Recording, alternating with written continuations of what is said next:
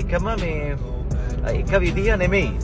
අපි අපේ ඇඟිලි පහ වෙනස් වගේ එකිනෙකාට තියෙන හැකියාවල් එක එක්කෙනාට තියෙන ඒ ස්කිල් සෙට් එක පුතේ වෙනස්.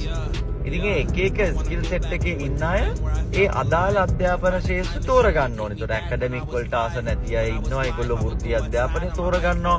වෘත්ති අධ්‍යාපන ආස නැති හෝ අය ඉන්නගොල්ලෝ ශාස්ත්‍රීය අධ්‍යාපන තෝරගන්නවා. ඉතින් ඕක අර අපි හැමදාම කියනගේ මේ පැෂන් එක අපේ පැෂන් එක කොතෙන්ටද තියෙන්නේ කියන එක අනුව ඔය දෙක තීරණය වෙනවා. somehow අපි ගත්තොත් අපිට ඒක දැන් Tamanට තීරණයක් ගන්න බැරි වුණත් අපිට හරිම සරලව මේ Tamanගේ O level result එකකින් ඇත්තටම අපිට කියන්න පුළුවන් මේ දරුවා දක්ෂ වෙලා තියෙන්නේ ශාස්ත්‍රීය අධ්‍යාපනයේද එහෙම නැත්නම් මේ දරුවා දක්ෂ වෙලා තියෙන්නේ වෘත්ති අධ්‍යාපනයේද කියලා යම් අදහසක් දෙන්න පුළුවන් 100%